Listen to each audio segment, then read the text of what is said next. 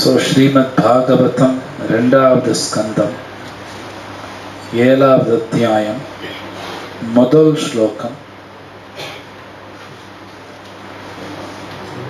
திருச்சொல்லுங்க. ஓம் நமோ பகவதே வாசுதேவாய.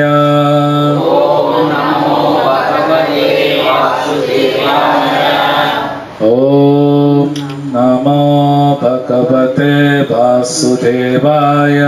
ஓம் நமோ பகவதே வாசுதேவாய.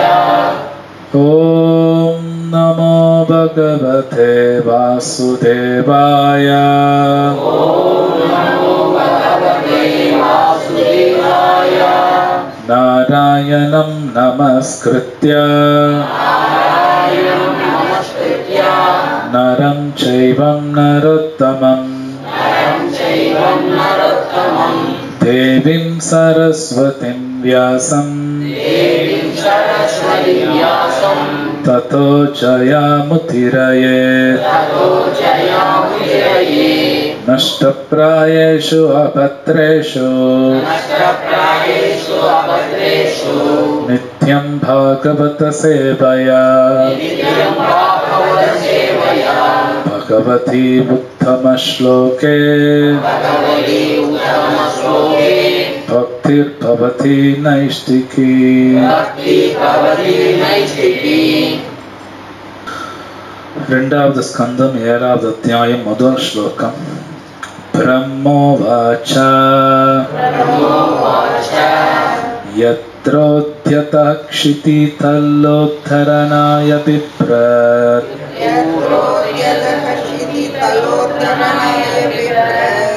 க்ரௌதிம் தனும் சகலயக்ஞமயம் அனந்த.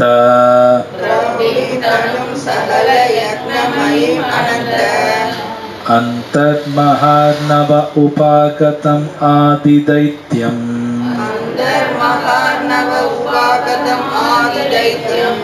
தாம் தம்ஸ்த்ரயாத்ரிம் இவ வஜ்ரதரோ ததார.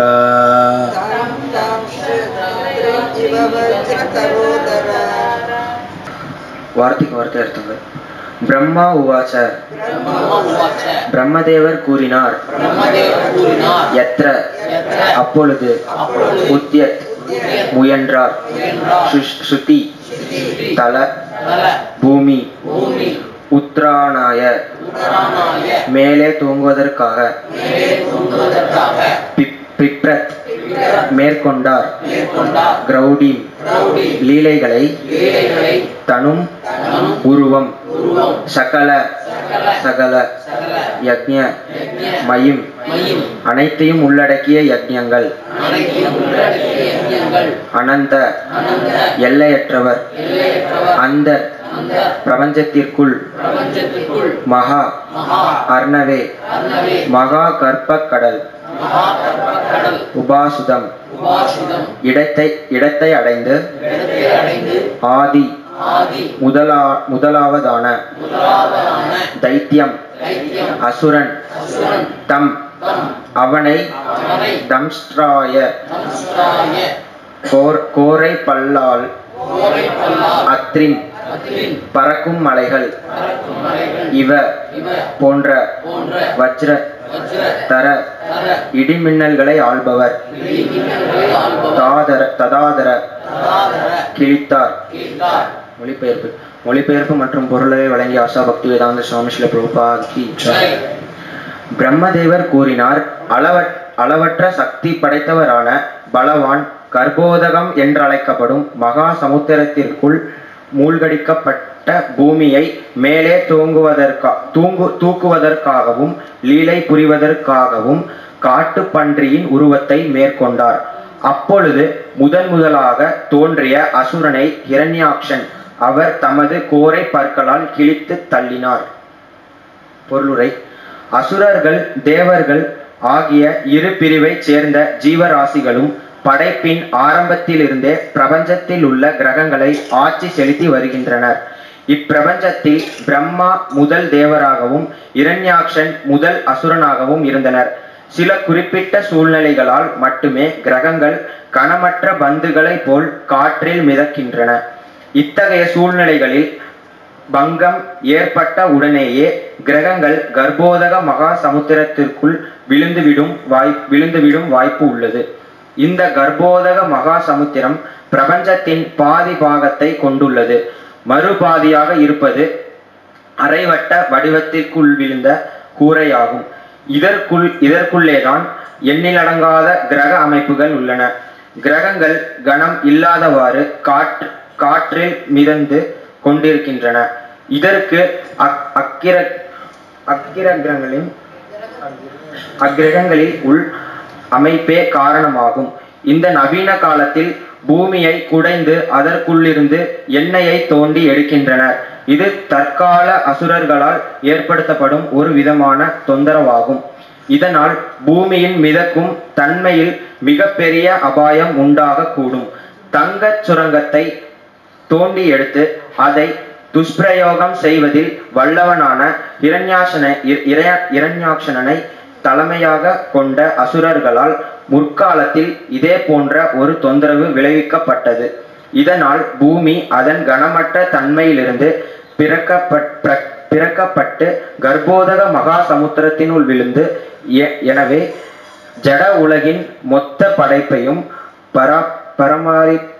பராமரிப்பவரான பகவான் பிரம்மாண்ட ஒரு காட்டு பன்றியின் உருவத்தை ஏற்று நீண்ட மூக்கால் பூமியை கர்ப்போதக நீருக்கடியில் இருந்து மேலே தூக்கி கொண்டு வந்தார். புகழ்பெற்ற வைஷ்ணவ கவிஞரான ஸ்ரீ ஜெயதேவ கோஸ்வாமி பின்வருமாறு பாடியுள்ளார். வசதி தசன சிகரே தரணி தவலக்னா சசினி கலங்க கலேவ நிமக்னா கேசவ திருதா சூகர ரூபா ஜெய ஜெகதீஷகரே. ஓ கேசவா, ஓ பரமபுருஷரே, காட்டு பன்றியின் உருத்தை ஏற்றவரே, புள்ளிகளை கொண்ட நிலவை போல் காட்சியளித்து பூமியை உங்களது கோரை பற்களின் மேல் நீங்கள் தாங்கி அருள் புரிந்தீர்கள். இதுவே பகவானின் அவதாரத்திற்குரிய ஓர் அறிகுறியாகும். கற்பனையாளர்கள் தங்களின் கற்பனையால் ஓர் அவதாரத்தை உண்டாக்கி விடுகின்றனர். ஆனால் பகவானின் அவதாரம் இத்தகைய மனிதரின் கற்பனையால் உண்டானதல்ல. பகவானின் அவதாரம் மேலே குறிப்பிடப்பட்ட சம்பவத்தை போன்று சில அசாதாரணமான சூழ்நிலைகளில் கீழ் தோன்றக்கூடியதாகும். மனித குலத்தின் மிகச்சிறிய மூளையால் கற்பனையும் செய்து பார்க்க முடியாத ஒரு செயலை பகவான் தமது அவதார காலத்தில் நிறைவேற்றுகிறார். பூமியை தூக்குவதற்கு பொருத்தமான ஒரு நீண்ட மூக்குடன் பிரம்மாண்டமான காட்டு பன்றியின் வடிவில் தோன்றிய பகவானின் உண்மையான அவதாரத்தை போலி அவதாரங்களை உற்பத்தி செய்யும் நவீன மனிதர்கள் கவனத்தில் கொள்ள வேண்டும். பூமியை மீட்பதற்காக பகவான் தோன்றிய பொழுது இரண்யாக்ஷன் பகவானின் நடவடிக்கையில் ஒரு குழப்பத்தை விளைக்க முயன்றான். இதனால் பகவானின் கோரை பற்களால் அவன் குத்தி கொல்லப்பட்ட பின் பகவானின் கோரை பற்களால் துளைக்கப்பட்டான் என்பது ஸ்ரீல ஜீவ கோஸ்வாமியின் கருத்தாகும். ஸ்ரீல விஸ்வநாத சக்கரவர்த்தி தாக்கூரர் இக்கருத்தை ஆதரிக்கிறார். இரண்டாவது ஸ்லோகம். ஜாதோ ருச்சிர் அச்சனயத் சுயமான் சுயத்னா ஆகூதி ஷூனுர் அமரானத தக்ஷிணாயாம் லோகத்ரயஸ்ய மஹதீம் அஹரத்யப்தார்த்திம் ஸ்வயம் புவேன மனுனா ஹரிரித்தி அனுக்தஹ. மொழிபெயர்ப்பு. பிரஜாதி தமது மனைவியான ஆசூதியின் மூலமாக முதலில் சுயக்ஞை மகனாக பெற்றார். பிறகு சுயக்ஞன் சுயமனை தலைமையாக கொண்ட தேவர்களை தமது மனைவியான தட்சணையின் மூலமாக பெற்றெடுத்தார். இந்திர தேவனான சுயக்ஞன் 3 கிரக அமைப்புகளிலும் மேல் கீழ் மற்றும் மத்திய உள்ளான பெருந்துன்பங்களை குறைத்தார். இதனால் பிற்காலத்தில் அவர் சீரிய மனித குல தந்தையான சுயம்புவ மனுவால் ஹரி என்றழைக்கப்பட்டார். பொருளுரை. புத்தியில் தாழ்ந்தவர்களால் கண்டுபிடிக்கப்படும் போலி அவதாரங்களிடமிருந்து தற்காத்து கொள்வதற்காக அதிகாரபூர்வமான வேத நூல்களில் உண்மையான அவதாரத்தின் தந்தையின் பெயரும் அவர் அவதரிக்கவிருக்கும் கிராமம் அல்லது இடத்தின் பெயரும் கூட குறிப்பிடப்பட்டுள்ளன. இன்னும் ஏறக்குறைய 100,000 ஆண்டுகளுக்கு பின் நிகழவிருக்கும் கல்கி அவதாரத்தின் பெயர், அவரது தந்தையின் பெயர் மற்றும் அவர் அவதரிக்கப் போகும் கிராமத்தின் பெயர் ஆகியவை பாகவத புராணத்தில் உள்ளன. எனவே நிதான புத்தியுள்ள ஒருவன் அதிகாரபூர்வமான சாஸ்திரங்களை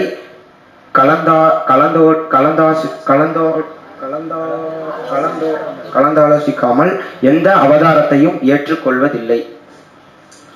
மூணாவது ஸ்லோகம். ஜக்னே ச கர்த்தம கிருஹே த்விஜ தேவஹூத்யாம் ஸ்த்ரீபிः சமம் நபபிர் ஆத்மகதிம் ஸ்வமாத்ரே ஊச்சேயாத்மா சமலம் குணசங்க பங்கம் அஸ்மின் விதூய கபிலஸ்ய கதிம் பிரபேதே.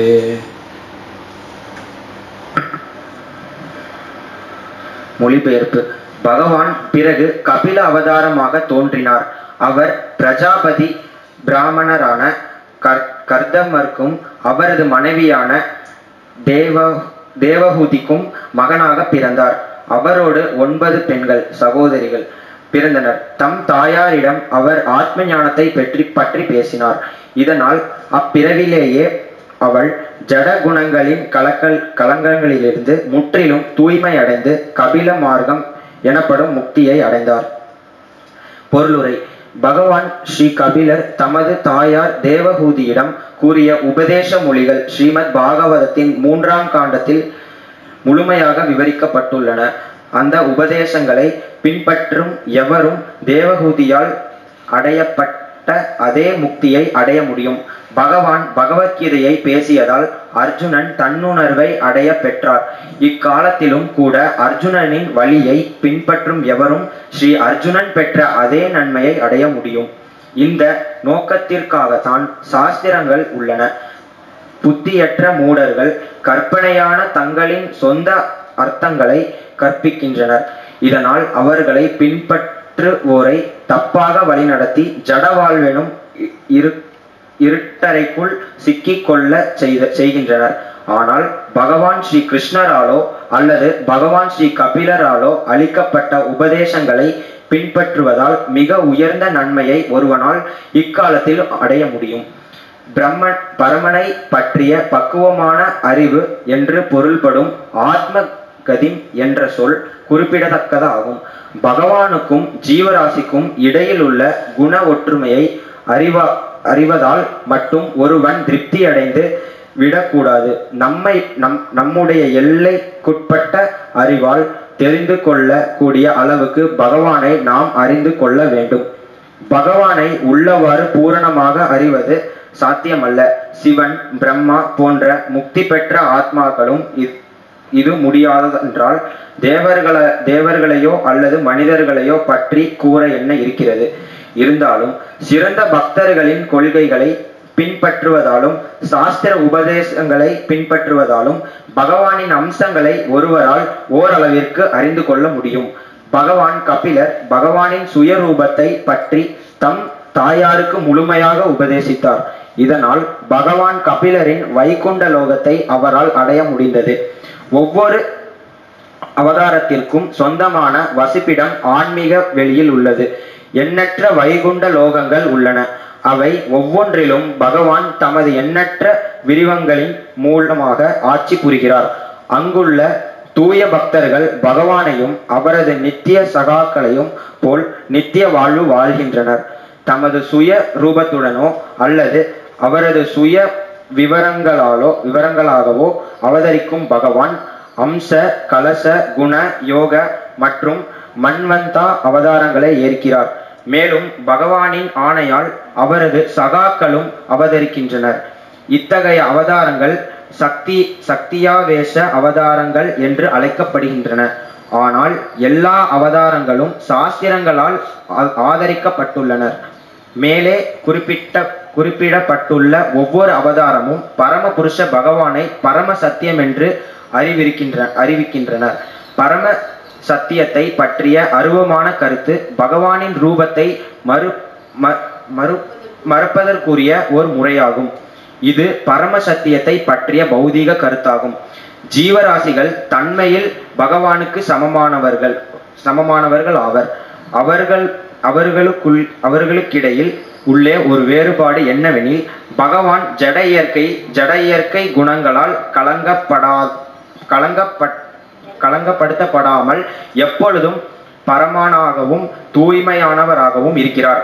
ஜீவராசியோ ஜட இயற்கையின் சத்வம், ரஜஸ், தமஸ் என்னும் குணங்களுடனான உறவின் காரணமாக களங்கமடையும் நிலையில் இருக்கிறான். இக்களங்கங்களை அறிவு, துறவு மற்றும் பக்தி தொண்டு ஆகியவற்றால் முழுமையாக துடைத்து விட முடியும். பகவானிடம் பக்தி தொண்டை மேற்கொள்வதே முடிவான நிலையாகும். பக்தி தொண்டில் நேரடியாக ஈடுபட்டுள்ளவர்கள் ஆன்மீக விஞ்ஞானத்தில் தேவையான அறிவையும் பௌதீக துறவையும் பெறுகின்றனர். இவ்வாறாக முழுமையான முக்தியினால் இவர்கள் பகவானின் ராஜ்யத்திற்கு உயர்த்தப்படுகின்றனர். இது பகவத்கீதையில் குறிப்பிடப்பட்டுள்ளது. மாம்சாயோ வியாபிசாரணே பக்தி யோகேன சேவதே சகுணான் சமதியை தான் பிரம்ம பூயாய கல்பதே. ஒரு ஜீவராசி முக்தியடையாத நிலையில் இருக்கும் பொழுது கூட முழுமுதற் கடவுளான ஸ்ரீ கிருஷ்ணர் அல்லது ராமர், நரசிம்மர் போன்ற அவரது விரிவங்களிடம் பக்தி தொண்டில் ஏற்படும் முன்னேற்றத்திற்கேற்ப பக்தன் பிரம்ம கதிம் அல்லது ஆத்ம கதிம் என்னும் இலக்கை நோக்கி உறுதியாக முன்னேற்றம் அடைகின்றான். இதன் பயனாய் முடிவாக அவன் கபிலஸ்ய கதிம் என்னும் பகவானின் வசிப்பிடத்தை சுலபமாக சென்றடைகிறான். பகவானின் பக்தி தொண்டில் இருந்து வரும் மாயை எதிர்ப்பு சக்தி மிகவும் வலிமை வாய்ந்ததாக இருப்பதால் ஒருவன் பக்தனின் தற்போதைய வாழ்வில் உள்ள ஜட கலங்கங்களையும் அதனால் நிஷ்பலமாக்கி விட முடியும். பூரண முக்திக்காக பக்தன் ஒருவன் அவனுடைய அடுத்த பிறவியை எதிர்பார்த்து காத்திருக்க வேண்டிய அவசியம் இல்லை.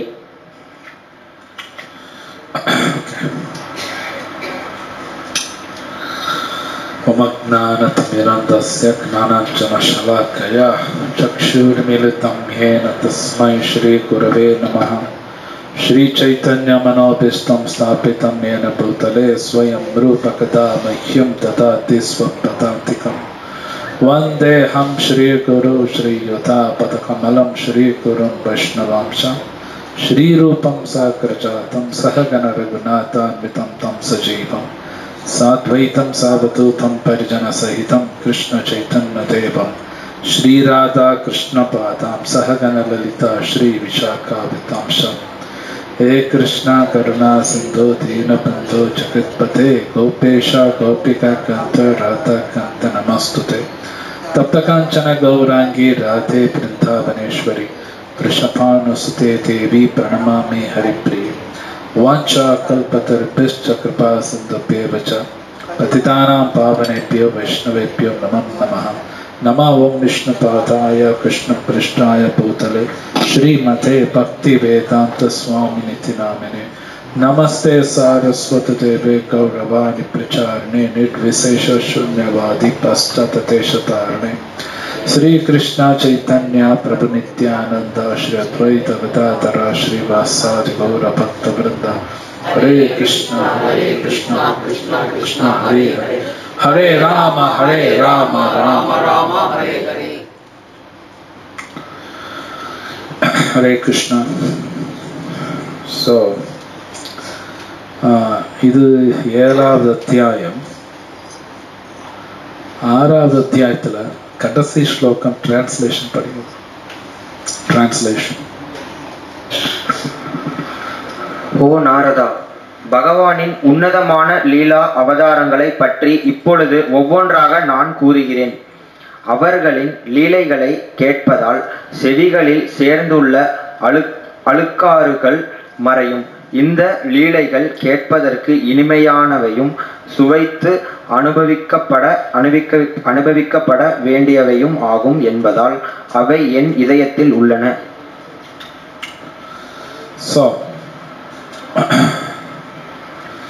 இன்னைக்கு பார்க்கிற ஸ்லோகம் எல்லாமே பிரம்மா பேசக்கூடிய ஸ்லோகம்.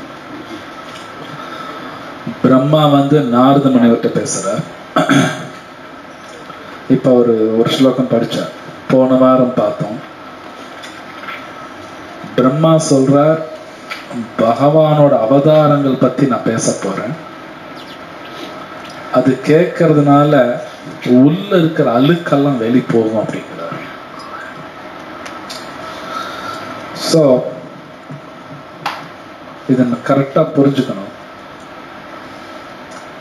வேதத்துல என்ன சொல்றாங்கன்னா, இந்த உலகத்தில் இருக்கிற அத்தனை ஜீவராசிக்குமே இந்த உலகத்துல உள்ள அழுக்கெல்லாம் இருக்கு.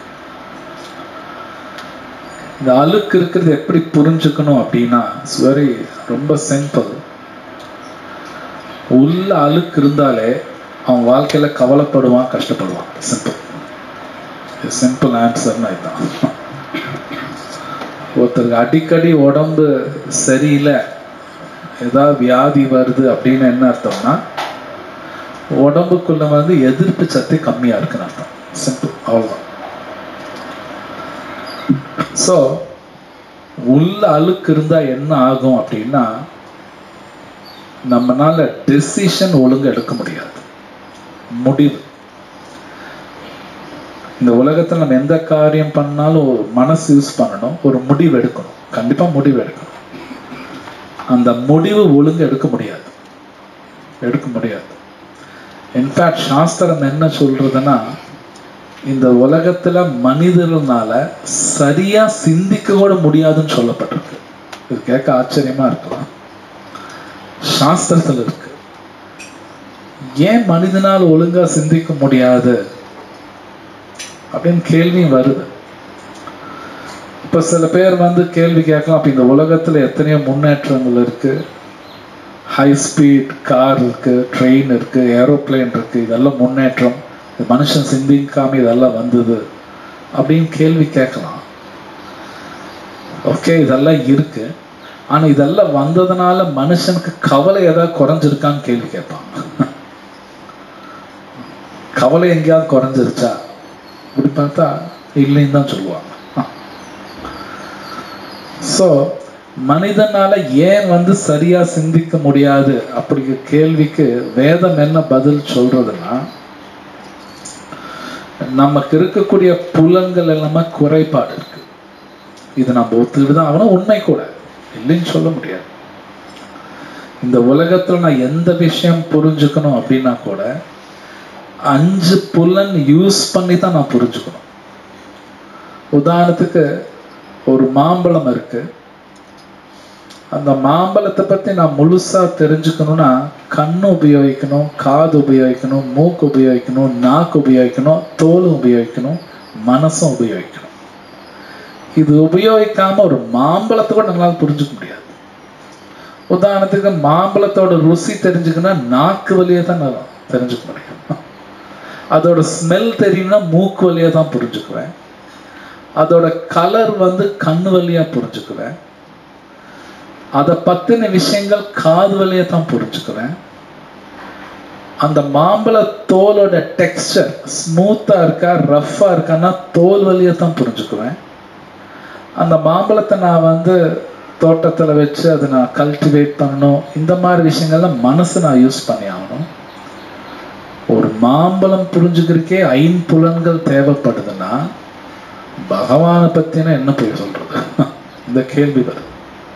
ஒரு மாம்பழம், ஒரு மனிதனை புரிஞ்சுக்கணும்னா நான் மனசு யூஸ் பண்ணும், புத்தி யூஸ் பண்ணும். ஸோ இந்த இடத்துல என்ன சொல்றாங்கன்னா 5 புலன்கள் நமக்கு குறைபாடு இருக்குங்கிறாங்க. இது ஒத்துக்கிட்டு தான் ஆகணும். நம்மளோட கண்ணு பெர்ஃபெக்ட் எல்லாம் ஒன்றும் கிடையாது. நம்ம கண்ணாடி போட்டிருக்கோம், கண்ணாடி போடலினாலும் அந்த கண்ணில் இம்பர்ஃபெக்ஷன் இருக்கும். ஏன் நம்ம கண்ணுக்கு எல்லாமே தெரியாது. அப்போ கண்ணுலேயும் இம்பர்ஃபெக்ஷன் இருக்கு. இந்த மூக்கு வச்சு எல்லா ஸ்மெல்லும் நமக்கு தெரியாது. நாய்க்கு அதுக்கு அதோட மோப்ப சக்தி ஜாஸ்தி, நம்மளோட அது ஜாஸ்தி. ஸோ ஒரு புலன்களின் குறைபாடு இருக்கு. அப்படின்னா இந்த உலகத்தை நான் புலன்கள் மூலமா புரிஞ்சுக்க முடியாது. ரொம்ப டிஃபிகல்ட், ரொம்ப கஷ்டம் கூட, இம்பாசிபிள் சொல்லலாம். அது இல்லாம மனுஷனுக்கு ஏமாத்துற குணம்லாம் இருக்கு. இது வேதமே சொல்லுது. இது என்னங்க நான் யாரையுமே ஏமாத்தினது இல்லை அப்படின்னு கூட சில பேர் சொல்லலாம்.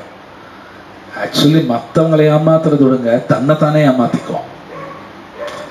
உதாரணத்துக்கு நான் இந்த உடல் அப்படின்னு நினைச்சாலே என்ன நான் ஏமாத்திக்கிறேன். அடுத்தவங்களை ஏமாத்துறது ரெண்டாவது, என்ன நானே ஏமாத்திக்குவேன். அடுத்தது தப்பும் பண்ணுவோம், தெரிஞ்சோ தெரியாம நம்ம எல்லாரும் தப்பு பண்ணியே தீருவோம். ஒன்னொன்னு இல்லூஷன், ஒரு மயக்கத்தில் இருப்போம். நான் இந்த உடல், இது எல்லாம் என்னடுது, அகம் மமேதி, இதெல்லாம் என்னடுது, இதுவும் தப்பு தான். ஸோ வேதத்தில் ரொம்ப கிளியரா கொடுக்குறாங்க, மனிதன் தன்னோட சக்தியால் எல்லாம் புரிஞ்சுக்க முடியாது. இது கொஞ்சம் ஓப்பன் மைண்டடா இருந்தா தான் புரியும். அகங்காரம் தான் புரியாது. சொல்ல போன அகங்காரம் இந்த உலகத்துல எதுவுமே ஒழுங்கா புரிஞ்சுக்க முடியாது. ஓப்பன் மைண்டடா இருக்கணும். அப்படின்னா புரியுது? ஓப்பன் மைண்டட்னா வெளிப்படையா இருக்கணும். அதாவது ஒருத்தர் உண்மை சொல்றாங்க அப்படின்னா அது ஏத்துக்கிற மனப்பான்மை எனக்கு இருக்கும், அவ்வளவுதான். ஒருத்தர் உண்மையை சொல்றாங்க, அந்த நபர் எனக்கு பிடிக்காம கூட இருக்கலாம், ஆனா அவர் உண்மையை சொல்றாருன்னா அது ஏத்துக்கணும். டாக்டர் சொல்றது யாருக்காவது பிடிக்குதா? யாருக்காவது பிடிக்குமா? ஆனா டாக்டர் சொன்னா கேட்கிறோம். அவர் சொல்றது யாருக்கும் பிடிக்காது. டாக்டரை போகும்போது என்ன சொல்ல போறாரோ அப்படிதான் போவோம். ஆனா அவர் சொல்றது அப்படியே ஏத்துக்கணும். ஏத்துக்கிட்டா தான் நல்லது. இல்லைங்க இவர் சொல்றது எனக்கு பிடிக்கல அப்படின்னா எனக்கு தான் நஷ்டம். ஸோ ஒரு ஓப்பன் மைண்ட்னஸ் இருந்தா தான் பகவான் அனுகிரகம் கிடைக்கும். உண்மை சொல்றாங்களே ஏத்துக்கணும். ஸோ நானும் கொஞ்சம் மனசு, லாஜிக், இந்த அறிவெல்லாம் யூஸ் பண்ணி ஆகணும். கரெக்டா சொல்றாங்களே கேட்கணும். ஸோ இங்க உள்ள அழுக்கு இருந்தாலே என்ன ஆகும்னா நான் எடுக்கிற முடிவெல்லாம் தப்பா தான் போகும். ஜஸ்ட் லைக் இந்த கையில மண் இருக்குன்னு வைங்க, பூரா அழுக்கா இருக்கு. இந்த கையால் நான் சாதத்தை தொட்டனா சாதமும் கெட்டு போயிடும். சாதமும் கெட்டு, ஏன்னா என் கை அழுக்கா இருக்கு. உள்ள அழுக்கு இருக்கும் பொழுது அப்ப மனசுல அழுக்கு இருக்கு. மனசுல அழுக்கு இருக்கும் பொழுது நான் டெசிஷன் எடுக்க முடியாது. நான் தப்பான டெசிஷன் தான் எடுப்பேன். இது புரிஞ்சுக்கிறது கஷ்டம் இல்லை. அப்ப இங்க பிரம்மதேவர் சொல்றார், உள்ள அழுக்கு இருக்கு, அது போகணும்னா பகவானோட கதைகள் கேளு அப்படிங்கிறார். அப்போ சில பேர் கேள்வி வரும், பகவானோட கதைக்கும் ஏன் உடம்புல அழுக்குக்கு என்னங்க சம்பந்தம் கேட்கலாம். பகவானோட கதைகள் கேட்கும் பொழுது இந்த அழுக்கு போகும். அதாவது எனக்கு இருக்கிற பிரச்சனைக்கு தீர்வு பகவானோட கதையில் தான் கிடைக்கும், வேற எங்கேயும் கிடைக்காது. ஏன் ராமாயணம் படிக்கணும், மகாபாரதம் படிக்கணும், பகவத்கீதா, பாகவதம் படிக்கணும்னு சொல்றாங்கன்னா எனக்கு இருக்கிற பிரச்சனைக்கு தீர்வு அங்கதான் கிடைக்கும், வேற எங்கேயும் கிடைக்காது. இன்னைக்கு உலகமே பகவான் சொன்னபடி கேட்காதனால தான் எல்லாரும் கஷ்டப்படுறாங்க. ஆன்சர் இதுதான். ஒருத்தன் கஷ்டப்படுறான் அப்படின்னா பகவான் சொன்னபடி கேட்கல, முடிஞ்சது. இதுதான் ஆன்சர். இதுதான் ஆன்சர். அப்ப அந்த பகவான் என்ன சொல்றார் அப்படிங்கிறது கேள்வி, அது நம்ம படிக்கணும். ஸோ இங்க பிரம்மா பகவான் என்னென்ன அவதாரங்கள் எடுத்தார் எல்லாமே பாகவத்தில் வராது. பகவானோட அவதாரம் எத்தனை இருக்கு நம்மளால சொல்ல முடியாது. பிரதானமா ஒரு 22 அவதாரம் பாகவத்தில் பேசப்பட்டிருக்கு. 22 தான் பேசப்பட்டிருக்கு, ஆனா கோடிக்கணக்கில் இருக்கு ஆக்சுவலி. ஸோ பிரம்மதேவர் அவர் அந்த 22 அவதாரம் மட்டும் பேசுறார். அதுக்கு பல காரணங்கள் இருக்கு, அது நம்ம இப்போ டீட்டெயில போக முடியாது. ஏன் அந்த 22 பேசுறார் அது வேற விஷயம். ஸோ ஒரு பிரம்மதேவ் பேசும்பொழுது முதல் அவதாரம் வராக அவதாரம் பத்தி தான் பேசுறார். அது ஸ்ரீல பிரபுபாத் ரொம்ப அழகா அந்த பொருளுக்கு கொடுக்கிறார். இந்த உலகம் சிருஷ்டி பண்ணதுலேருந்தே சில பேர் பகவான் சொன்னபடி கேட்கறவங்க இருக்காங்க, சில பேர் பகவான் சொன்னபடி கேட்க மாட்டாங்க. இது ஆரம்பத்திலேருந்தே இருக்கு, புதுசா வரதெல்லாம் கிடையாது. இது ஆரம்பத்திலிருந்தே 2 வகையான ஜனங்கள் இருந்துகிட்டு தான் இருக்காங்க. இது இப்ப மட்டும்தான் சில பேர் கடவுள் இல்லைன்னு பேசுறது கிடையாது. இந்த உலகம் தோன்றிலிருந்தே சில பேர் பேசுறவங்களும் இருக்காங்க. எல்லாம் ஹியரிங் ஆக்ஷா, பகவான் நான் நம்ப மாட்டேன் இப்படிதான் பேசுவாங்க. ஸோ அப்படின்னா பகவான் எதிர்த்து செயல்படுறவங்க என்னைக்குமே இருப்பாங்க. இது சொல்ல போனா நாமளும் பகவானை சில சமயம் எதிர்த்தும் செயல்படுவோம், சில சமயம் அவர் சொன்னபடியும் செயல்படுவோம். ரெண்டுமே நடக்கும். நம்ம இது ரெண்டு கேட்டகரியோடு வரலாம். சில விஷயங்கள் பகவான் சொன்னபடி கேட்கலாம், சில விஷயங்கள் அவர் சொன்னா கேட்க மாட்டோம்.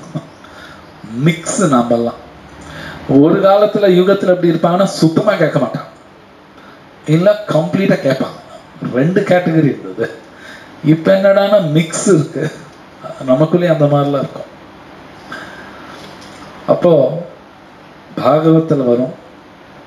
அப்போ இந்த நம்ம உடம்புல இருக்கக்கூடிய அந்த அசுத்தத்தை மட்டும் எடுக்கிறதான சைத்தன்ய மகாபிரபு தான். ஹரே கிருஷ்ணா ஹரே கிருஷ்ணா கிருஷ்ணா கிருஷ்ணா ஹரே ஹரே, ஹரே ராமா ஹரே ராமா ராம ராம ஹரே ஹரே. மற்ற யுகத்தில் அப்படி இல்லை, கம்ப்ளீட்டா எதிர்ப்பாங்க. ஸோ அந்த பொருளுகள் பார்த்தீங்கன்னா சில பிரபுபாத் இந்த பூமி பத்தியும் பேசுறாரு. நினைச்சுட்டா இந்த பூமியை சாதாரண அப்படி கையில தூக்கி கடல்ல தூக்கி போடுறான்னு நினைச்சுப்பாரு. இதுன்னு இன்னொரு கடல் இருக்கான்னு நம்ம நினைக்கலாம். நம்ம கண்ணுக்கு தெரியிற கடல் இந்த உலகத்துல சிலது இருக்கு. ஆக்சுவலி இந்த பிரபஞ்சத்துல பாதி கடல் தான், அது நம்ம கண்ணுக்கு தெரியாது. பாதி கடல் தான், மேல் பாதியில நாமெல்லாம் இருக்கோம். ஆக்சுவலி இந்த பூமியை எடுத்து அந்த கடல்ல வீசிட்டாங்க அப்படின்னா எவ்வளவு சக்தி இருக்கும். மேபி சம்டைம்ஸ் இந்த யூனிவர்ஸோட பிக்சர் பார்த்தீங்கன்னா நிறைய அப்படியே அந்தரத்தில் தொங்குற மாதிரி தான் இருக்கும் எல்லா கிரகங்கள். இது அந்தரத்தில் தொங்குதுன்னா நிறைய பேர் என்ன சொல்லுவாங்கன்னா கிராவிடேஷனல் ஃபோர்ஸ் இருக்குன்னு சொல்லுவாங்க.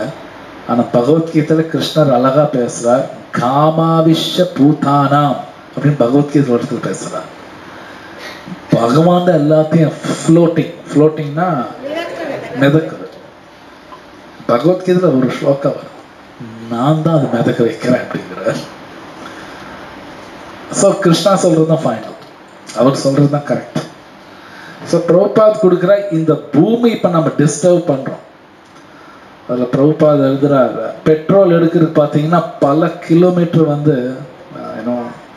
ட்ரில் பண்ணுவாங்க. இப்ப நம்ம போர் போடுறோம் இல்லையா, நம்ம போட்டா ஒரு 1000 மீட்டர் 1000 அடி போடுவாங்க. அவங்க எல்லாம் பார்த்தீங்கன்னா கிலோமீட்டர் கணக்கில் உள்ள போட்டுருவோம். இதெல்லாம் உண்மை நடக்குது. அதனால டிஸ்டர்பன்ஸ் வரும். இப்ப வந்துட்டு இருக்கு, இல்லைன்னா கிடையாது. பார்த்தீங்கன்னா இப்பெல்லாம் திடீர்னு அதிகமா வெயில். ஸ்ரீ ராதா ஷாம் சுந்தர் கி ஜெய், பிரபுபாத் கி ஜெய். அதிகமா வெயில், அதிகமா மழை, அதிக குளிர் திடீர்னு வருது, உலகம் பூரா வருது. இதெல்லாம் காரணம் பார்த்தீங்கன்னா இந்த பூமியை தப்பா நம்ம யூஸ் பண்றோம். தப்பா யூஸ் பண்றோம், இல்லைன்னா கிடையாது. அதுக்கான தண்டனை நம்ம அனுபவிச்சுதான் ஆகணும். அது வேற வழி இல்லை. ஏன்னா நம்ம தப்பு பண்றோம். அது சில பேரும் பேசுறாங்க இந்த உலகத்துல, இல்ல இந்த பூமி இந்த மாதிரி குறையக்கூடாதுன்னு பேசுறவங்க இருக்காங்க. ஆனா அது நடந்துட்டு தான் இருக்கு. ஏன்னா இது கலியுகா, இது இப்படித்தான் போகும். இன்னும் போக போக இன்னும் மோசமாகும். இதே நம்மளால தாங்க முடியல, இதோட இன்னும் மோசமாகும். ஸோ இந்த பூமியை எப்படி பார்த்துக்கணும் கூட சாஸ்திரம் இருக்கு. பகவான் அதெல்லாம் பேசியிருக்க, இந்த பூமி எப்படி பாதுகாக்கணும். ஆனா இன்னைக்கு என்ன பிரச்சனைன்னா, நம்ம எல்லாருமே என்னோட புலன் இன்பம் தான் எனக்கு முக்கியம் அப்படின்னு நம்ம எல்லாரும் உட்கார்ந்து இருக்கோம். நாமளும் அப்படிதான் இருக்கோம், வெளியே நினைக்க வேணாம், நம்ம எல்லாரும் அப்படித்தான் இருக்கோம். முதல்ல நான் சந்தோஷமா இருக்கணும், அவ்வளவுதான். அப்புறம் தான் மற்றதெல்லாம். நமக்கு அந்த குணமெல்லாம் இருக்கு. அது நம்ம பகவத்கீதை படிக்க தான் தெரியும் எங்க நம்ம கிட்ட பிரச்சனை இருக்கு. இது உண்மை. முதல்ல என்னோட இன்பம் தான் எனக்கு முக்கியம், அப்புறம் தான் மற்றவங்கெல்லாம்.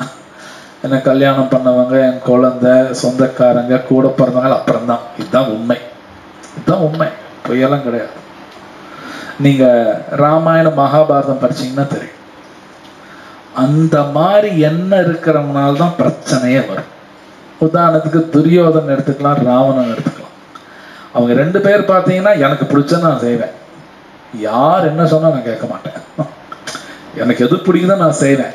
அது சரியா தப்பா எனக்கு தேவையில்லை, அது எனக்கு இன்பம் கொடுக்குது, நான் செய்வேன். இப்படிதான் 2 பேர் இருந்தாங்க. பார்த்தீங்கன்னா நமக்குள்ளேயே அதெல்லாம் இருக்கு, நம்ம இல்லைன்னு சொல்ல முடியாது. ஆனா அவங்க 2 பேரும் கடைசியில் என்ன ஆனாங்கன்னு உங்களுக்கு தெரியும். 2 பேரும் அழிஞ்சிட்டாங்க. அவங்க கூட இருக்கிறவங்க நிறைய பேர் சொல்றாங்க நீ செய்யற தப்புன்னு. துரியோதனுக்கு பல பேர் சொன்னாங்க, இன்க்ளூடிங் அவங்க அம்மா அப்பாவும் சொன்னார், 2 பேரும் சொன்னாங்க, இல்லைன்னு கிடையாது. கிருஷ்ணரே வந்து சொன்னார், கேட்கல. அதே மாதிரி ராவனுக்கும் கூட பிறந்தவங்களும் சொன்னாங்க, விபீஷணன் சொன்னார், நிறைய பேர் சொன்னாங்க, ஒய்ஃபு சொன்னாங்க, கேட்கல. இது வந்து அவங்க அப்படின்னு நினைக்க வேணாம், நமக்கு அந்த குணமெல்லாம் இருக்கு, நமக்கிட்ட அந்த குணமெல்லாம் இருக்கு. இப்ப கிருஷ்ணர் சொல்றார் பகவத்கீதையில, சத்தத்தம் கீர்த்தயந்தமாம், எப்பவுமே என்ன நினைச்சுக்கிட்டே நாமா சொல்லுங்கிறார். நம்ம எப்பவுமே சொல்ற மாதிரி நாமளே யோசிச்சுக்கணும். அப்ப நாமளும் பகவான் சொன்னபடி கேட்கறது இல்லை. கேட்கலனால அடி விழுவோம், அது தந்தாப்புல அடி விழுவோம். சோ பகவானோட அவதாரங்கள்லாம் வந்து இமேஜினேஷன்லாம் கிடையாது, ஒரு கற்பனை எல்லாம் கிடையாது, இதெல்லாம் உண்மை. பிரபுபாத் அழகா இருக்கிறார், இதெல்லாம் உண்மை. இன்னைக்கு சில பேர் நான் தான் கடவுள்னு சுத்திட்டு இருக்கேன், அவெல்லாம் கடவுளே கிடையாது. பகவான் அப்படின்னாலே முதல்ல அவங்க பேர் வேதத்தில் இருக்கணும், அவங்க அப்பா அம்மா பேர் வேதத்தில் இருக்கணும், எந்த ஊர்ல அவங்க தோன்றாங்க அந்த பேரெல்லாம் வரும். நீங்க பாத்தீங்கன்னா எல்லாமே வரும், அவங்க பேரே வரும். இன்னைக்கு சில பேர் நான் கடவுள்னு சுத்துறான், அவன் பேரெல்லாம் வேதத்திலே இல்லை, அவன் பேர் வேதத்திலே இல்லை. ஒன்னொன்னு பகவான் அப்படின்னா 6 விதமான ஐஸ்வர்யங்கள் இருக்கணுங்கிறாங்க. ஐஸ்வர்யா, சமக்கிரஸ்யா, நிறைய, வீரியஸ்யா, யசா, ஸ்ரீயஸ்யா, அப்புறம் வைராக்கியா, ஞானா, 6 விதமான ஐஸ்வர்யங்கள் இருக்கணும். முதல் ஐஸ்வர்யம் ரொம்ப அழகா இருக்கும். யாராவது கடவுள்னா ரொம்ப அழகா இருக்கும், அவன் அழகா இல்லைன்னா அவன் கடவுளே கிடையாது.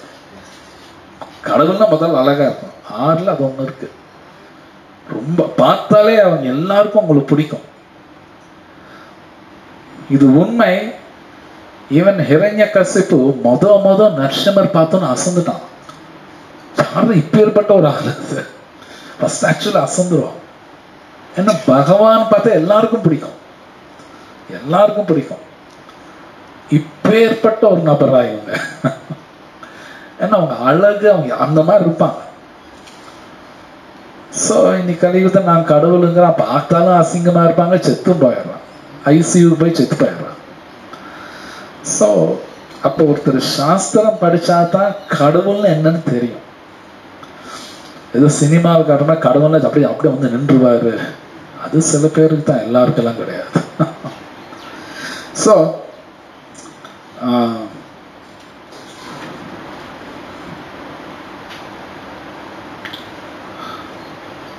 முன்னாடி சொன்னபடி இப்ப சைத்தன்ய மகாபிரபு சாக்ஷாத் பகவான், அவர் பேர்ல சாஸ்திரத்தில் இருக்கு. சைத்தன்ய உபநிஷத் அப்படின்னு ஒரு சாஸ்திரம் இருக்கு வேதத்துல. உபநிஷத்துல அவர் பேர் இருக்கு. எப்படி சைத்தன்ய மகாபிரபு கடவுள் அப்படின்னு சில பேர் கேட்கலாம். உபநிஷத்து இருக்கு, அந்த உபநிஷத்துல வருது கங்கா தீரே அப்படின்னு வார்த்தை. கங்கா தீரேனா கங்கை கரையோரத்தில், நவத்வீபே பேர் வருது. இன்னைக்கு நீங்க மாயாப்பூர் போனீங்கன்னா நவத்வீபம் அப்படிதான் சொல்லுவாங்க. நவத்வீபம்னா 9 ஐலண்ட்.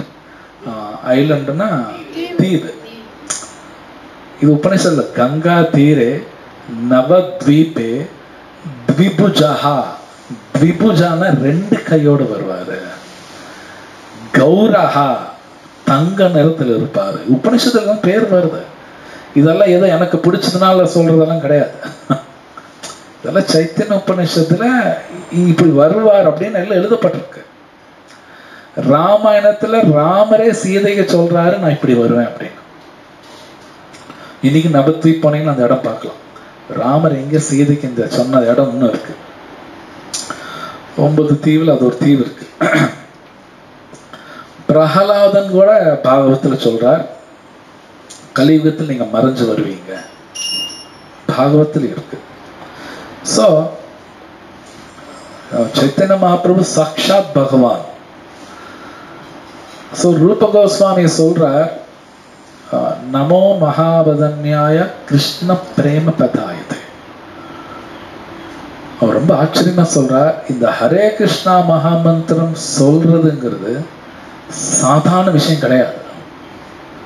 முதல்ல இந்த மகாமந்திரம் நிறைய பேருக்கு தெரியாது. இது வேதத்தில் இருக்கு, நீங்க பாருங்க, நிறைய பேருக்கு இந்த மகாமந்திரம் தெரியாது. ரொம்ப சீக்கிரட்டான விஷயம் பகவான் எடுத்து எல்லாத்துக்கும் கொடுக்கிறார். அவ்வளோ பெரிய சீக்ரெட். அதனால ரூப கோஸ்வாமி சொல் நமோ மகாவதன்யாய, இது மாதிரி நான் பார்த்தது இல்லை அப்படிங்கிறார். பெரிய சீக்ரெட் எடுத்து அத்தனை பேர் கொடுக்குறீங்க மகாமந்திரம். இது உண்மை. யார் ஒருத்தர் மகாமந்திரம் சொல்றாங்களோ இது 100% உண்மை. அவன் வாழ்க்கையில் நல்லதுதான் நடக்கும், கெடுதல் ஒன்று நடக்காது. மேபி அது எனக்கு புரியாம இருக்கும், நமக்கு அது புரியாது தவிர அவங்க வாழ்க்கையில் நல்லதுதான் நடக்கும், கெடுதல் நடக்காது. ஒரு உதாரணத்துக்கு, ஒரு சின்ன குழந்தை இருக்கு, அவங்க அப்பா அம்மா வந்து அந்த குழந்தைய ஆஸ்பத்திரி கூட்டி போய் ஊசி ஏத்துறாங்க வைங்க, அவங்க அப்பா அம்மா நல்லது பண்றாங்க, அது கெடுதல் பண்ணல. அந்த குழந்தை அழுகும், வலியில் அழுகும், இருந்தாலும் அவங்க அப்பா அம்மா நல்லதுதான் பண்றாங்க. அந்த குழந்தை கெடுதல் பண்ணல. என்னங்க அழுகுது வலிக்குதுன்னாலும் அந்த வலி ஏத்துக்கிட்டாதான் அந்த குழந்தைக்கு நல்லது. அந்த வலி ஏத்துக்கணும் அந்த குழந்தை, அப்பதான் அந்த குழந்தைக்கு நல்லது. ஸோ அப்பா அம்மா நல்லதுதான் பண்றாங்க. அது மாதிரி ஒருத்தர் ஹரே கிருஷ்ணா சொல்றாங்கனால அவங்க வாழ்க்கையில் நல்லதுதான் நடக்கும். புரிஞ்சுக்கிறது கஷ்டமா இருக்கும். இது வந்து யாரும் பண்ணதில்லை, சைத்தன்ய மகாபிரபு தான் பண்றாரு. அதனால ரூப கோஸ்வாமி சார் நமோ மகாபாதன்யாயா, இது யாருமே பண்ணது இல்லையே. சொல்ல போனா கிருஷ்ணரும் பண்ணலையா. கிருஷ்ணர் கூட பகவத்கீதையில மாமேகம் சரணம் ரஜாம்ப, முதல்ல நீ சரணாதி பண்ணுங்கிறார். ஆனா சைத்தன்ய மகாபிரபு எல்லாம் எடுத்து கொடுக்கிறார், ஜஸ்ட் செய், நீ சொல்லுங்கிறார். இது யாரும் பண்ணாத விஷயம். சோ இந்த பாகவதம் படிக்கிறதோ ஹரே கிருஷ்ணா சொல்றதோ ஆர்டினரி, சாதாரணம் கிடையாது, அது சாதாரணமான காரியம் கிடையாது. அது பண்ணும் பொழுது பிரம்மா என்ன சொன்னாரோ நாரதருக்கு, நமக்குள்ள அழுக்கெல்லாம் போயிட்டே இருக்கும். அது போகும். அது செய்ய செய்ய செய்ய கொஞ்ச நாளுக்கு அப்புறம் தான் தெரியும். காய்ச்சல் வந்துருச்சு, மாத்திரை போட்ட உடனே காய்ச்சல் போனது நமக்கு தெரியாது. ஒரு 3 மணி நேரம் ஆகும், உடம்பெல்லாம் கொஞ்சம் வேர்த்து விடும், நல்லா இருக்கு. இப்போ ஒரு 3-4 மணி நேரம் கழிச்சு தான் தெரியும், உடனே தெரியாது. அது மாதிரி ஒருத்தர் ஹரே கிருஷ்ணா சொல்லிக்கிட்டே இருந்தா தான் தெரியும். டெய்லி அது சொல்லணும். ஒரு ஃபியூ டேஸ் கழிச்சு தான் எல்லாமே தெரியும், உடனே எல்லாம் தெரியாது. சோ இந்த 3வது ஸ்லோகத்தில் ரொம்ப முக்கியம், கபில முனிவர் பத்தி பேசுறார். உண்மையில கபில முனிவர் பேசுறது பாகவத்துல நல்ல டீட்டெயில்டாவே வரும். இன்னைக்கு அது நிறைய பேர் ரிசர்ச் பண்ணணும்னு அதுல அத்தனை விஷயம் வரும். கபில முனிவர் அவரு சொன்ன விஷயம் வந்து நீங்க எங்கேயுமே தேடினாலும் கிடைக்காது, நீங்க வெளியில சயின்ஸ்ல தேடினாலும் கிடைக்காது. கபில முனிவர் அது பேசுறாரு. இந்த உலகம் எப்படி சிருஷ்டி பண்ணாங்கன்னு பேசுறாரு. இது இன்னைக்கு எல்லாருக்கும் ஒரு ஆச்சரியமான விஷயம். இந்த உலகம் எப்படி சிருஷ்டி பண்ணாங்க, இத்தனை கோடி கிரகங்கள், இதெல்லாம் எதுக்கு வந்தது, எல்லாத்துக்கும் காரணம் இருக்கு. கபில முனிவர் அவங்க அம்மாட்ட பேசுறார். அந்த ஸ்லோகத்துல வருது, அந்த ஸ்லோகத்துல என்ன வருதுன்னா, அந்த 3வது ஸ்லோகம் டிரான்ஸ்லேஷன் படி, ஃபுல்லா டிரான்ஸ்லேஷன்.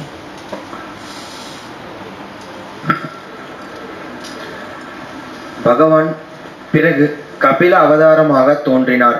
அவர் பிரஜாபதி பிராமணரான கர்தமருக்கும் அவரது மனைவியான தேவஹூதிக்கும் மகனாக பிறந்தார்.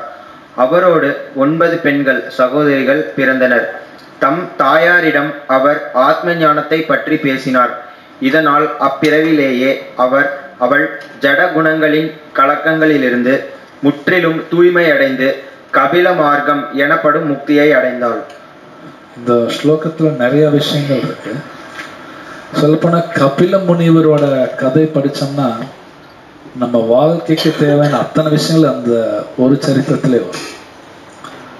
உதாரணத்துக்கு ஒரு கல்யாணம் பத்தி தெரிஞ்சுக்கணும்னாலும் அதுல படிக்கணும்.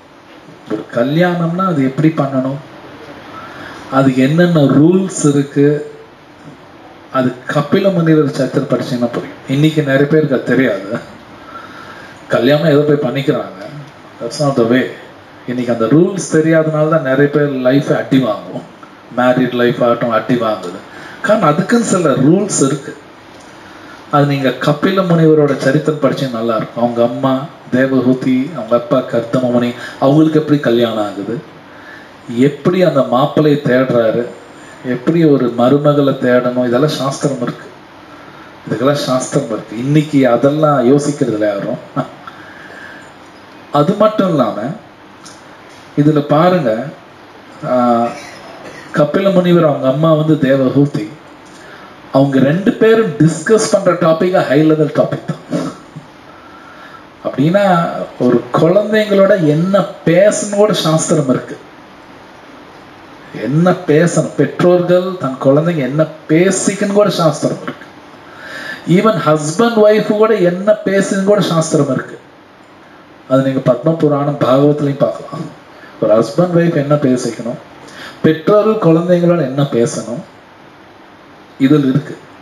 இன்னைக்கு அது நடக்கிறது இல்லை. ஆக்சுவலி ஸ்பீக்கிங், தன் பெற்றோர்கள் குழந்தைகளோட என்ன பேசும் கூட நிறைய பேர் தெரியும். அதனால என்னன்னா அவங்க லைஃப் அடி வாங்கும், 2 பேர் ஒத்து போகாது, இதெல்லாம் நடக்கும். ஸோ கபில முனிவர் அவங்க அம்மா உட்காந்து பேசிக்கிற விஷயம் ரொம்ப நல்லா இருக்கும். அவங்க அம்மா கேட்குற கேள்வி ஃபேண்டாஸ்டிக். இந்த உலகத்தில் நம்மளால அந்த மாதிரி கேள்வி கேட்க முடியாது. அந்த மாதிரி கேள்வி கேட்பாங்க பையன்கிட்ட, இது என்ன. ஸோ அதுல வருது, அவங்க பேசிக்கிறதுனால அவங்க அம்மாவோட மனசு இருக்கக்கூடிய முக்குணத்தோட தாக்கத்திலும் தப்பிக்கிறாங்கன்னு வருது, சுத்தமாகறாங்கன்னு வருது. ஏன்னா சத்வகுணம், ரஜகுணம், தமோ குணம், இந்த 3 குணத்திலிருந்து தப்பிக்கிறதுங்கிறது அவ்வளவு சுலபமான காரியம் கிடையாது. இது கிருஷ்ணரே பகவத்கீதையில சொல்ற, மயத்யக்ஷேன பிரகிருதிங்கிறார். எல்லாம் என் கண்ட்ரோல்ல இருக்க அர்ஜுனாங்கிறார். ஸோ இந்த 3 குணத்தோட நான் சாகுவாசம் வைக்கிற வரைக்கும் எனக்கு பிரச்சனை வந்துகிட்டே தான் இருக்கும்.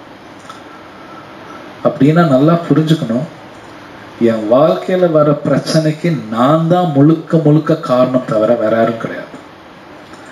இது எங்கிட்ட தான் அந்த பிரச்சனை இருக்கு, நான் தான் அதோட சாகுவாசம் வச்சுக்கிறேன். சத்வா ரஜா தமா நான் வேற யாரும் சொல்லக்கூடாது. என்னோட ஒய்ஃப், என் ஹஸ்பண்ட், என் குழந்தை, என் ஜாதகம், கூட பிறந்தவங்க, பங்காளி, இன்னும் என்கிட்ட தான் பிரச்சனை இருக்கு. என்டையர் ப்ராப்ளம் என்கிட்ட தான் இருக்கு. ஸோ அங்க ரொம்ப அழகா ஒரு பிரம்மா சொல்ற, அவங்க மகன் சொன்னது கேட்டதுனால அவங்களும் அந்த கபில முனிவர் இருக்கிற இடத்துக்கே போயிருக்காங்க. ஸோ வைகுண்டா பிளானட்ஸ் இதெல்லாம் வந்து அதை பத்தின விஷயங்கள் பாகவத்தில் வரும். வைகுண்டானா என்ன, இன்னைக்கு இருக்கிற சயின்ஸ்ல இவங்களுக்கு அதெல்லாம் தெரியாது. இன்னைக்கு அமெரிக்கால நாசால ஒரு டெலஸ்கோப் யூஸ் பண்றாங்க, ஹபிள் டெலஸ்கோப், அந்த மாதிரி நிறைய வச்சிருக்காங்க. அந்த டெலஸ்கோப்ல இந்த மொத்த பிரபஞ்சமெல்லாம் புரிஞ்சுக்க முடியாது, அப்படியெல்லாம் புரிஞ்சுக்க முடியாது. அதுக்கு அவ்வளவு சக்தி எல்லாம் கிடையாது. அதுக்கும் மேலான விஷயங்கள் பாகவத்தில் பேசப்பட்டிருக்கு. ஏன்னா பாகவத்தில் இருக்கிற விஷயங்கள் நம்ம புத்திக்கு அப்பாற்பட்ட விஷயங்கள் பேசப்படுறது ஆக்சுவலி. ஆனா இது நம்ம தெரிஞ்சுக்கணும், இட்ஸ் வெரி இம்பார்ட்டன்ட். இதெல்லாம் வாழ்க்கைக்கு தேவையில்லைன்னு கிடையாது, இதுதான் ரொம்ப முக்கியமானது. அது புரியும் பொழுதுதான் நான் யாரு, நான் எங்க போகணும், நான் எங்க இருக்கணும், அதெல்லாம் புரியும். ஸோ இனி பிரம்மதேவர் பகவானோட பல அவதாரங்கள், நான் சொன்ன 22, ஒரு அவதாரம் பத்தி கொஞ்சம் தான் பேசுவார், ரொம்ப பேச மாட்டார். ஜஸ்ட் ஒரு ஷார்ட்டா தான் வரும் இந்த அத்தியாயத்துல. அதுக்கப்புறம் அந்த அவதாரத்துல என்ன நடந்தது மறுபடியும் டீட்டெயில்ஸ் வரும், அதுக்கப்புறம் மறுபடியும் வரும். ஸோ பகவான் பத்தி தெரிஞ்சுக்கணும். அதனாலதான் இந்தியாவில் இத்தனை கோவில் கட்டிருக்காங்கன்னா சும்மா கிடையாது. நிறைய பேர் புத்தி இல்லாம வெறும் நினைச்சுக்கிறாங்க. இந்த கலியுகத்தில் பெரிய பிரச்சனை என்னன்னா, நம்ம எல்லாரும் அறிவாளின்னு நினைச்சுக்கிறோம், அதுதான் பெரிய பிரச்சனை. ஏதோ 2 டிகிரி இருக்கும், குப்பை டிகிரி 2 டிகிரி இருக்கும் பேரு பக்கத்துல, உடனே நம்ம எல்லாம் அறிவாளி அப்படின்னு நினைச்சுக்குவாங்க. ஆனா அறிவாளின்னு என்னன்னு டிஃபைன் பண்றாங்க. இன்னைக்கு வெளியில யாரும் போய் கேளுங்க, அறிவாளின்னு டிஃபைன் பண்ண சொல்லுங்க, பண்ண தெரியாது. அப்படின்னு என்ன அறிவாளின்னு என்ன, அவனுக்கு என்ன அறிவுன்னு கேளுங்க, சொல்ல தெரியாது. கிருஷ்ணர் பகவத்கீதையில டிஃபைன் பண்றாரு அறிவாளின்னு என்ன, அறிவுன்னு என்ன? ரொம்ப அழகா சொல்றார். க்ஷேத்ரா க்ஷேத்ர க்னோர் ஞானம் எத்த ஞானம் மதம் மமா. இதுதான் அறிவுங்கிறார். அறிவு அப்படின்னாலே என்னை பத்தி எனக்கு தெரியணும் முதல்ல. அதே நமக்கு தெரியாது, அதுதான் பெரிய பிரச்சனை. பகவானை பத்தியும் தெரியணும், பிரகிருதி பத்தி தெரியணும், இந்த 3 பேத்துக்குள்ள ரிலேஷன்ஷிப்பும் தெரியணும். அதுதான் அறிவுங்கிறார். இது பார்க்கறதுக்கு சாதாரணமா இருக்கும். இதை ஒருத்தன் தெரிஞ்சுக்கிட்டான்னு வைங்க, அவன் வாழ்க்கையில் கஷ்டப்படவே மாட்டான். இது கிருஷ்ணர் சொல்றாரு, அதே அத்தியாயத்தில் வரும். இதை யாரு புரிஞ்சுக்கிறாங்களோ அவன் சந்தோஷமா இருப்பான். நம்மகிட்ட இருக்க பெரிய பிரச்சனை எனக்கு என்ன வேணும் கூட எனக்கு தெரியாது. இது ரொம்ப ஈஸி புரிஞ்சுக்கிறது. எப்பவுமே குழப்பத்திலே இருக்கும் அப்படின்னு என்ன அர்த்தம்? என்ன வேணும்னு எனக்கு தெரிய மாட்டேங்குது. எது எடுக்குன்னா எதை பண்ணாலும் குழப்பத்துல இருப்பான். ஒரு துணி கடைக்கு போனா உட்காந்து 1000 யோசிப்பான். எதுவுமே ஒழுங்கா வாங்கவும் தெரியாது, செய்யவும் தெரியாதுன்னா குழப்பத்தில் இருக்கான்னு அர்த்தம். ஒரு கிளாரிட்டி இல்லை லைஃப்ல, கிளாரிட்டி இல்லை. ஸோ இது பெரிய பிரச்சனை. நம்ம இந்த உலகத்தை நம்ம எல்லாருக்கும் உள்ள பிரச்சனை. நான் அறிவாளி நினைச்சுக்கிறேன், நான் எனக்கு எல்லாம் என்னால செய்ய முடியும், எனக்கு யாரும் சொல்ல தேவையில்லை, நான் தனியா இண்டிபெண்டா அப்படின்னா சுதந்திரமா எல்லாம் பண்ணிடுவேன். எல்லாமே போய் எல்லாம் ஒன்றும் பண்ண முடியாது. இதெல்லாம் சும்மா கதை. நானா நினைச்சுக்கிறது. இன்னைக்கு நிறைய பேர் அப்படிதான் பேசுறாங்க, பி இண்டிபெண்டன்ட்பாங்க. அப்படியெல்லாம் இல்லை, இருக்கவே முடியாது. ஒருத்தனை காட்ட முடியாது உலகத்துல இண்டிபெண்டா யாராவது இருக்காங்களா? நீங்களே பாருங்க, எல்லாரும் டிபெண்ட் தான். இதுதான் உண்மை. இது ஒத்துக்கலைன்னா அடி ரொம்ப வாங்குவாங்க. எல்லாருமே டிபெண்ட் தான். இண்டிபெண்ட் யாரும் கிடையாது, இன்க்ளூடிங் லார்ட் சிவா. லார்ட் சிவாவே இண்டிபெண்ட் கிடையாதுங்கிறான். நாமளும் எங்க போறது? ஸோ இந்த பேசிக்கான உண்மைகள் எப்ப நம்ம தெரிஞ்சுக்கிறோமோ ஒத்துக்கிறோமோ அப்பதான் அவன் நல்லா இருப்பான். சொல்லப்போனா அந்த அறிவு வரும்போது என்ன பண்ணுவாங்கன்னா, கிருஷ்ணர் சொல்ற பகவத்கீதால ஞானவான் மா பிரபத்தியதே, ஒரே சிங்கிள் சென்டென்ஸ்ல முடிக்கிறார். அறிவாளி எங்களை சரணாதி பண்ணுவான், முடிச்சிட்டார். ஒரே சென்டென்ஸ். இனி அதுக்குள்ள நம்ம நிறைய புரிஞ்சுக்கலாம். கிருஷ்ணத்தை சரணாதி பண்ணலையா, அவன் அறிவாளி கிடையாது, முடிச்சிடலாம். அதை நம்ம புரிஞ்சுக்கலாம். கிருஷ்ணர் சொல்ற அறிவாளி எங்களை சரணாதி பண்ணுவான் அர்ஜுனா.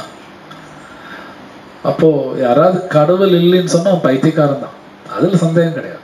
அவன் எப்படி புரிஞ்சுக்கிறான்னு அவனுக்கே தெரியாது. இப்போ கடவுள் இருக்காருன்னு புரிஞ்சுக்கணும். ஒருவேளை இல்லைன்னு அவன் சொல்றான்னா அவன் எப்படி இல்லைன்னு சொல்றான் அவனை கேட்கணும், சொல்ல தெரியாது அவங்களுக்கு. ஸோ பிரம்மா பேசக்கூடிய இந்த அவதாரங்கள் ரொம்ப முக்கியமானது. நீங்களும் டெய்லி வீட்டில் படிக்கணும். ஜஸ்ட் ஏதோ சண்டே வந்து கேட்கறது கிடையாது. நித்தியம் பாகவத சேவையா அப்படின்னு ஸ்லோகம் முன்னாடி சொன்னோம். நஷ்டப்பிராயேஷு அபத்திரேஷு. யாரு நித்தியம் பாகவத சேவையா செய்யறாங்களோ அவங்களுக்கு தான் அபத்திரா, உள்ள இருக்கிற அழுக்கு போகும், லைஃப்ல கிளாரிட்டி இருக்கும், வேற வழி கிடையாது. ஸோ இங்க நான் ஸ்டாப் பண்றேன். ஏதோ கேள்வி தான் கேளுங்க. ஹரே கிருஷ்ணா. ஏதோ questions இந்த ஸ்லோகம் சம்பந்தப்பட்டது? கபிலர் வந்து பிரஜாபதியில ஒருத்தரா வைக்கிறாங்க, பகவானாகவும் சொல்றாங்க. நோ, கபிலா பிரஜாபதி கிடையாது. அவங்க கர்தமமுனி. கபிலா பிரஜாபதி கிடையாது. அவர் அவதாரம் தான். அவர் பிரஜாபதி. 12 பிரஜாபதியில அவர் வரமாட்டார். கபிலர் வரமாட்டார்.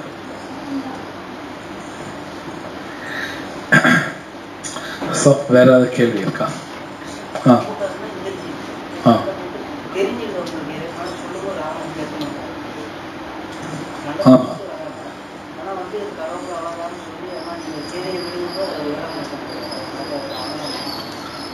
என்ன சொன்ன கடைசியில் சொன்னீங்க? ராவணன் ஏத்துக்காத ஒண்ணு. இதுல முக்கியமானது என்னன்னா, கும்பகர்ணன் இந்திரஜித் 2 பேருக்கும் தெரியும் அவர் பகவான். தெரிஞ்சாலும் ராவண பக்கம் சண்டை போடுறாங்க. நாமளும் அந்த கேஸ் தான். நாமளும் கும்பகர்ணா கேஸ் தான். கும்பகர்ணன் தெரியுது, வந்தது ராமர். கூட பிறந்த அண்ணா தப்பு பண்றான்னு தெரியுது இல்ல, தெரிஞ்சாலும் ஏன் சப்போர்ட் பண்றாங்க? கும்பகர்ணன் பண்ண தப்பு அது. அண்ணன் பண்ற தப்புன்னு தெரியும் கும்பகர்ணனுக்கு. இந்திரஜித்துக்கு அப்பா பண்ற தப்புன்னு தெரியும். ஒருத்தர் தப்பு பண்றாங்கன்னா சொல்லணும், இல்லைன்னா நிராகரிச்சாங்க, வேற வழி இல்லை. அவங்க சப்போர்ட் பண்ணிட்டாங்க. புரியுதுங்களா? சோ இது நிறைய விஷயங்கள் இருக்கு. நான் தப்பு பண்ணலினாலும் தப்பு பண்ற சப்போர்ட் பண்ணாலும் எனக்கு தண்டனை உண்டு. நம்மளோட தமிழ் என்ன சொல்ற, இந்தியன் கான்ஸ்டிடியூஷன், சட்டம், அது இந்தியன் சட்ட அமைப்புல அக்காம்ப்ளிஸ் அப்படிம்பாங்க இங்கிலீஷ்ல. தமிழ் அக்காம்ப்ளிஸ் அப்படின்னா தப்பு பண்றான் இல்லையா, அவனுக்கு சப்போர்ட் பண்ணா அவனுக்கு தண்டனை உண்டு. நேரம் தப்பு பண்ணலினாலும் தப்பு பண்ண சப்போர்ட் பண்ணிட்டான்ல அவனுக்கும் தண்டனை உண்டு. அக்காம்ப்ளிஸ். நீங்க ராஜீவ்காந்தி கொலை வழக்குல பாத்தீங்கன்னா எல்லாம் இப்ப இருக்கிறனால அக்காம்ப்ளிஸ், அவங்க எல்லாம் அதுக்கு உடந்தே ஆகலாம், அவங்கள ஜெயில போட்டான். ஸோ நம்ம நினைக்கிறோம் நாமெல்லாம் அப்படியெல்லாம் இருப்போம், தப்பு பண்றோம்னு சப்போர்ட் பண்ணுவோம், நமக்கே தெரியாது. நம்ம குழந்தையா இருக்கும் தப்பு பண்ணுது, சில பேர் நிறைய பேர் சப்போர்ட் பண்ணிடலாம், அவங்களுக்கும் தண்டனை உண்டு. தப்புன்னா தப்புன்னு சொல்லணும், அவ்வளவுதான் சொல்லணும், அவ்வளவுதான். ஐயோ என் மகன் என் மகள், அப்ப அது போனமே நீவனும் போயிடுவான். கும்பகர்ணன் அது மாதிரிதான் ஆச்சு. சொல்லணும், தப்புன்னா தப்பு, நான் சப்போர்ட் பண்ண முடியாது, சப்போர்ட் பண்ண முடியாது. விபீஷன் அந்த ஒர்க் பண்ணாரு, நான் சப்போர்ட் பண்ண மாட்டேன், நீ தப்பு பண்ற. அவர் தப்பிச்சிட்டார், அவர் தப்பிச்சிட்டார். ஸோ நீங்க ராமாயணத்துல பாக்குற யார் தர்மத்துக்கு சப்போர்ட் பண்றாங்களோ அவங்க மட்டும்தான் இருந்தாங்க. நீங்க பாத்தீங்கன்னா வாலி சுக்ரீவா ரெண்டு பேரும் அண்ணன் தம்பி தான். வாலி தர்மத்துக்கு எதிராக பண்ணா முடிஞ்சது, அவங்க ரெண்டு பேர். அப்புறம் கும்பகர்ணா, விபீஷ்ணா, ராவணா மூணு பேர் அண்ணன் தம்பி தான். விபீஷ்ணா சப்போர்ட் பண்ணா தப்பிச்சிட்டாரு, தர்மத்தை சப்போர்ட் பண்ணா தப்பிக்கிறாங்க. ராம, லக்ஷ்மண, பரத, சத்ருக்னா நாலு பேர் அண்ணன் தம்பி, நாலு பேர் தர்மத்தை சப்போர்ட் பண்றாங்க, நாலு பேர் நல்லா இருந்தாங்க. நல்லா பார்த்தா தர்மத்தை சப்போர்ட் பண்ணும், அந்த இடத்துல ரிலேஷன்ஷிப் கொண்டு வரக்கூடாது. வேதனை ஒத்துக்கிறது இல்லை, ஈவன் நம்ம சட்டம் கூட ஒத்துக்காது. ஸோ ஆனா தர்மத்தை நான் கடைபிடிக்கணும்னாலும் பகவான் நாமா சொன்னதான் ஈஸி, இல்லை முடியாது, நம்மளால கடைபிடிக்கிறது கஷ்டம். அதனால பகவான் நாமா சொன்ன படிக்கணும், இல்லை நம்ம தெரிஞ்சோ தெரியாமலோ அதர்ம வழியில் நம்ம போயிடுவோம். 100% ஷோர் அதர்ம வழியில போவோம், அதுக்கான அடி விழு. வேற யாரும் கேள்வி தான்? ஏன் சிசுபாலன், ஏன் சிசுபாலன் பகவானே ஏத்துக்கல, அது பிரச்சனை வந்தது. ஏன் சிசுபாலன் நிறைய பேர் இருக்கான். நீங்க நல்லா பார்த்தீங்கன்னா தர்மா கடைபிடிக்கணும் at any cost. அந்த இடத்துல காம்ப்ரமைஸ் ஆகக்கூடாது. நீங்க மோஸ்ட் இம்பார்ட்டன்ட் லைக் பரதம் அந்த தர்மத்தை கடைபிடிக்கல அவ்வளோ ஸ்ட்ராங்கா இருப்பார், அதனால அவருக்கு நல்லதாவே எல்லாம் நடந்தது. பட் ஒன் திங், தர்மத்தை கடைபிடிக்கும் போது நம்ம பிரச்சனை எல்லாம் வரும், வராமல்லாம் இருக்காது. தர்மத்தை கடைபிடிக்கும் போது நிறைய பிரச்சனைகள் வரும், வந்தாலும் அதே தான் நான் போவேன் நின்னோம்னா எல்லாம் நடக்கும், கரெக்டா போகும். ஸ்மூத்தாலாம் போகும்னு சொல்ல முடியாது, அப்படியெல்லாம் நடக்காது. தர்மத்தை கடைபிடிக்கும் போது ப்ராப்ளம்ஸ் வரும், பகவான் அனுகிரகத்தை தப்பிப்போம். வேற ஏதாவது questions? கபிலனா கபிலர் இருக்கக்கூடிய பிளானட்டுக்கு போனாங்க, அதான் அப்படி எழுதியிருக்காங்க. ஏன்னா அந்த வழி கபிலர் சொன்ன வழி அவங்க அப்படியே ஃபாலோ பண்ணாங்க, தேவஹூதி ஃபாலோ பண்ணாங்க. ஸோ கபிலா பிளானட்டுக்கு தான் அவங்களும் போனாங்க. ஆமா, செஞ்சோற்று கடன் தீர்த்தாங்கன்னு சொல்றாங்க. செஞ்சோற்று கடன் தீர்த்தாங்கன்னு சொல்றதுல கர்ணன் தெரிஞ்சுதான் துரியோதனோட இருக்கான். அதே மாதிரி கும்பகர்ணனும் தெரிஞ்சுதான் அவங்க அண்ணனோட இருக்காரு. சரி, அது என்ன உங்க கேள்வி என்ன? இல்ல அவங்க ரெண்டு பேரும் அவங்க செஞ்ச பாவத்துக்கு பரிகாரம் தேடல. ஏன் ரெண்டு பேரும் தப்பு பண்ணாங்க? ஏன் தப்பு பண்ணாங்க? ஏன்னா கர்ணன் துரியோதனை சப்போர்ட் பண்றேன்னா ரெண்டு பேரும் மோசமானவங்க அர்த்தம். கர்ணனும் மோசமானவங்க. ஆமா, தப்பு பண்றவன் சப்போர்ட் பண்ண, துரியோதன் சப்போர்ட் பண்ணா, தப்பு பண்றேன் நான் சப்போர்ட் பண்ண நானும் மோசமானதான் அர்த்தம். நம்ம தமிழ் சினிமால கண்டபடி எடுத்து வச்சுட்டாங்க. இந்த சினிமா பார்த்து தயவு செய்து கத்துக்க வேணாம், சாஸ்திரம் படிச்சு கத்துக்கணும். அதெல்லாம் அந்த சினிமாக்காரங்க பண்ண வேலை.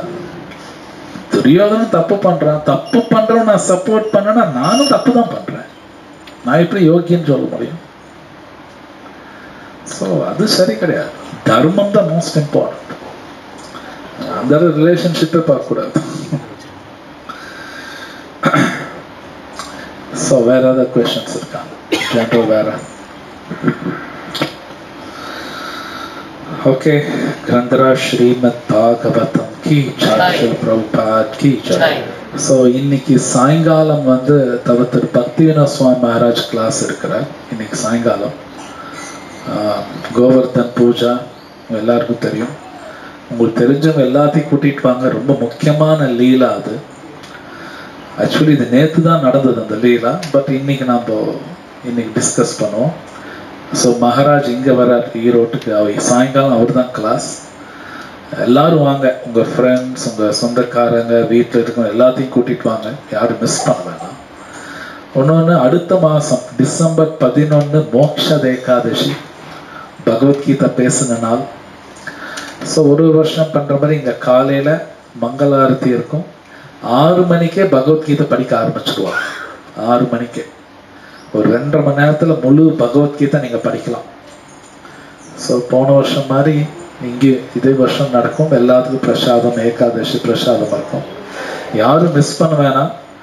இங்கே வந்தீங்கன்னா ஈஸியாக எல்லாத்துக்கும் கூட சேர்ந்து படித்தா ரொம்ப நல்லது, ரொம்ப சுலபம் கூட. ஸோ யாரும் மறக்க வேணாம். ஹரே கிருஷ்ணா. ஸ்ரீல பிரபுபாத் கி ஜெய்.